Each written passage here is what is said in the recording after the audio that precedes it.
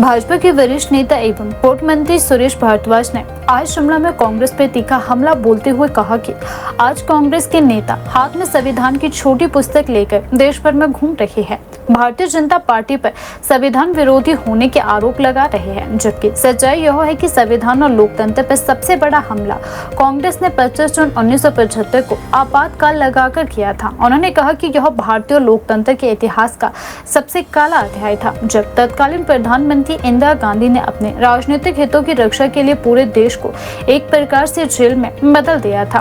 उन्होंने press conference के जरिए बताया कि स्वतंत्र भारत के इतिहास में 3 घटनाएं ऐसी हैं जिन्होंने देश की आत्मा को झकझोर दिया।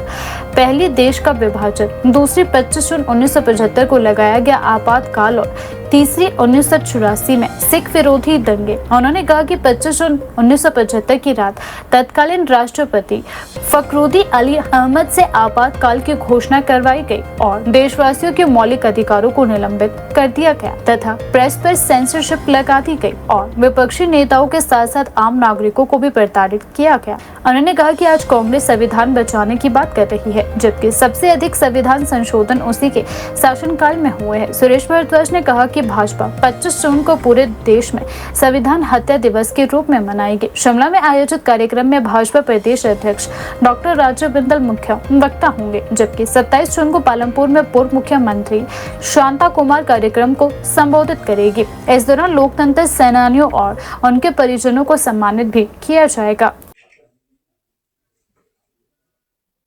हम पिछले 2024 के बाद लगभग ये देख रहे हैं कि देश की जो प्रतिपक्षी नेता हैं, विशेष रूप से विरोधी दल के नेता हैं लोकसभा में,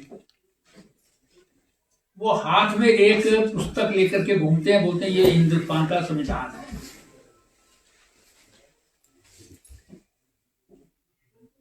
और कहते हैं कि ये संविधान का उल्लंघन जो है वो भारतीय जनता पार्टी की सरकार कर रही है। कभी कहते हैं कि ये संविधान बदलना चाहते हैं। वोट की चोरी हो रही है, लोकतंत्र जो है वो खतरे में है। लेकिन ये जून का महीना, जिसमें 25 जून विशेष दिन है, कांग्रेस की सरकार, कांग्रेस की काफी समय तक रही प्रधानमंत्री श्रीमती इंदिरा गांधी 25 जून 1975 की रात्रि को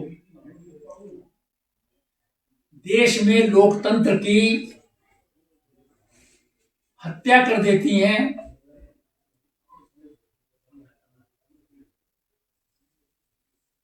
प्रेस का गला घोंट देती हैं। देश के नागरिकों को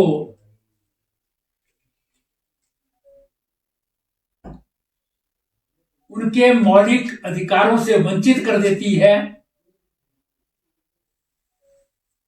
और लगातार 21 महीने भारत एक जेल में परिवर्तित हो जाता है।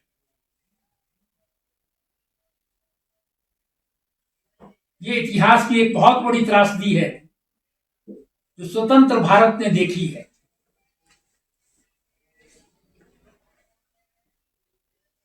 तीन विशेष घटनाएं कांग्रेस राज की जो है वो स्वतंत्रता प्राप्ति के पश्चात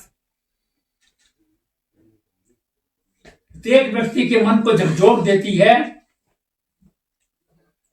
एक तो जो विभाजन की विभीषिका है, जिसमें लाखों लोगों का नरसंहार हुआ।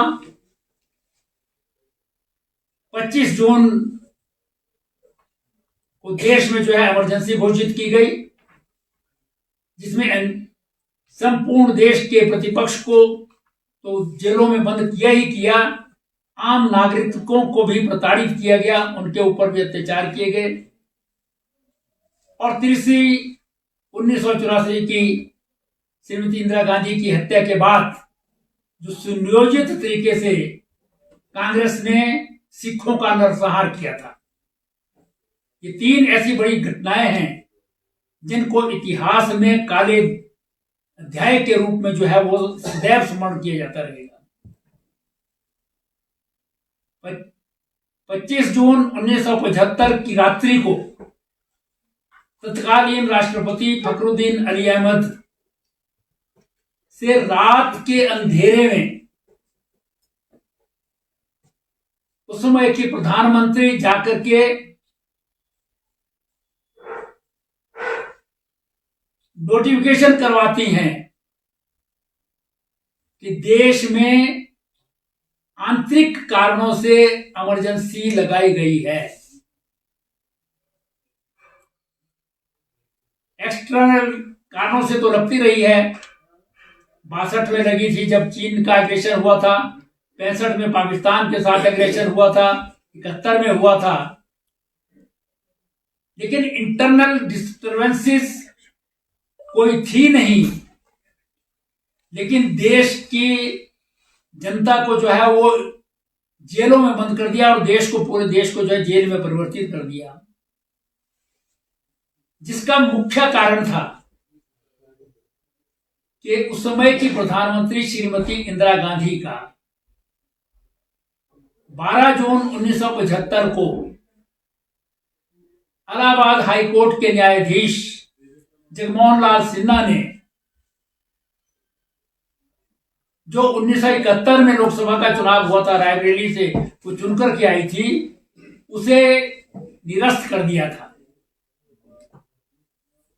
और उनको 6 वर्ष के लिए चुनाव लड़ने से अयोग्य घोषित कर दिया था। जिसका कानूनी तरीका था सुप्रीम कोर्ट जाते, सुप्रीम कोर्ट से जो है स्टे मिलता।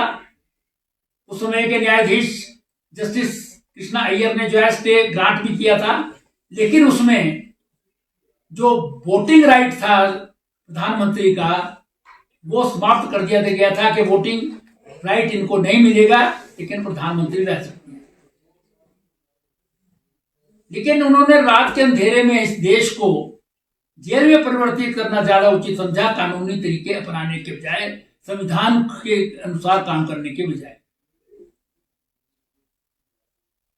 क्योंकि उस समय जो है वो देश में व्यापक भ्रष्टाचार था, महंगाई से जो है आम जनता त्रस्त थी